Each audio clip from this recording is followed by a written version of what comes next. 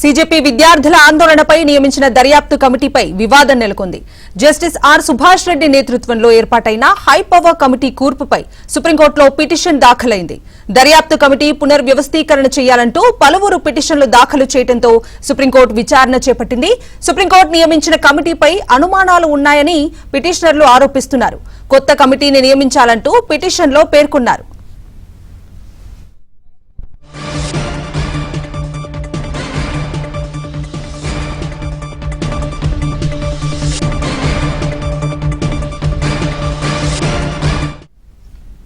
అయితే సుప్రీంకోర్టును రాజకీయ ప్రయోజనాలకు ఉపయోగించడం సరికాదని, కమిటీ కూర్పును సవాలు చేయడం సరికాదంటూ సొలిసిటర్ జనరల్ తుషార్ మెహతా మండిపడ్డారు. అయితే అత్యున్నత నిపుణులతో కమిటీ వేశామన్న సీజేఐ సూర్యకాంత్ సుప్రీంకోర్టు పర్యవేక్షణలో కమిటీ పనిచేస్తుందన్నారు.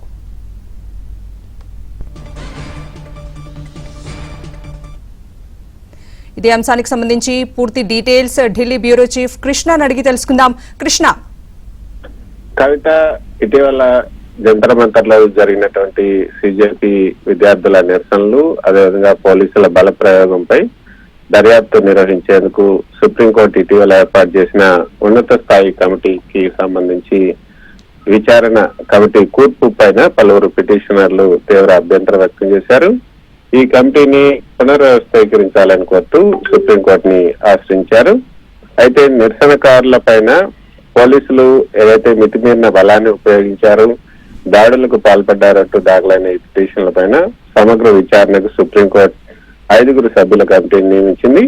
అయితే ప్రస్తుతం ఉన్నటువంటి ఈ కమిటీ సభ్యుల ఎంపిక పైన తమకు కొన్ని అనుమానాలు, అభ్యంతరాలు ఉన్నాయంటూ పిటిషనర్ల తరఫున సీనియర్ న్యాయవాదులు గోపాల్ శంకర్ నారాయణ్, ప్రశాంత్ భూషణ్ ఈ అత్యున్నత న్యాయస్థానం దృష్టికి తీసుకెళ్లారు. ఈ విజ్ఞప్తి పైన కేంద్ర ప్రభుత్వం తరఫున హాజరైనటువంటి సొలిసిటర్ జనరల్ తుషార్ మెహతా తీవ్ర అభ్యంతరం వ్యక్తం చేశారు. పిటిషనర్లు కోర్టును రాజకీయ వేదికగా మార్చుకోవడానికి ప్రయత్నిస్తున్నారు. కమిటీ కూర్పును సవాల్ చేస్తూ వేరే పేర్లను సూచించడం తగదని కూడా ఆయన వాదించారు. అంతేకాకుండా ధర్మాసనానికి నేతృత్వం వహిస్తున్నటువంటి ఏదైతే ప్రధాన న్యాయమూర్తి సీజేఐ జస్టిస్ సూర్యకాంత్ కూడా ఈ సందర్భంగా స్పందించారు. అందుబాటులో ఉన్నటువంటి అత్యుత్తమ వ్యక్తులతోనే ఈ కమిటీని ఏర్పాటు చేసినట్లుగా కూడా స్పష్టం చేశారు. మరోపక్క ఈ కమిటీ సుప్రీంకోర్టు ప్రత్యక్ష పర్యవేక్షణలోనే పనిచేస్తుంది.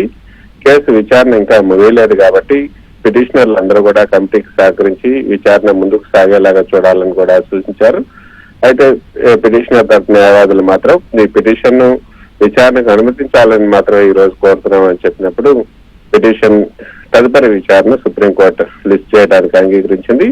మరో రోజు దీనిపైన విచారణ జరిగే అవకాశం ఉంది.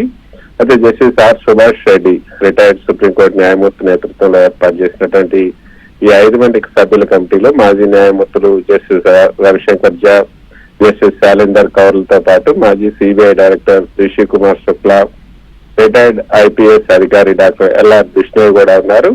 ఈ నిరసనలో చోటు చేసుకున్నటువంటి హింసతో పాటు మహిళా నిరసనకారుల పైన జరిగినటువంటి దాడులు, పోలీసుల అక్రమాలపైన ఈ కమిటీ ప్రాధాన్యత క్రమంలో విచారణ జరపాల్సి ఉంటుంది. మరి తదుపరి విచారణ సమయంలో ఈ కమిటీ పునర్నియామకం పైన లేదా పునర్వ్యవస్థీకరణ పైన సుప్రీంకోర్టు ఏం చెప్తుందనేది కూడా కొంత ఆసక్తిగానే ఉందని చెప్పొచ్చు. Right Krishna, thank you.